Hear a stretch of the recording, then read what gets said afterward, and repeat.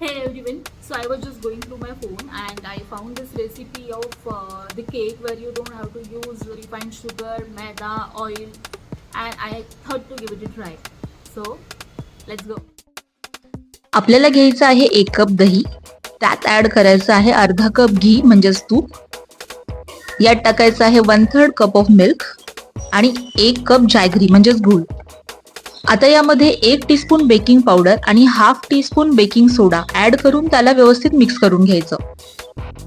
आता यात ऍड करायचं आहे 1.5 कप गव्हाचं पीठ आणि पाव कप कोको पावडर. हे बॅटर व्यवस्थित मिक्स करून घ्यायचं आणि त्याला केक मोल्डमध्ये ट्रान्सफर करायचं. केक मोल्ड अवेलेबल नसेल तर तुम्ही याला घरातल्या एखाद्या मोठ्या बाउलमध्येही बनवू शकता. आता तुमच्या आवडत्या ड्रायफ्रुट्सनी गार्निश करून याला बेक करून घ्या. ओव्हन अवेलेबल नसेल तर माझ्यासारखं एका कढईत मीठ टाकून त्याच्यावर एक स्टँड ठेवून याला 45 मिनिटं कुक करून घ्यायचं. आणि अशा प्रकारे आपला no sugar, no oil, no maida, no oven cake ready आहे.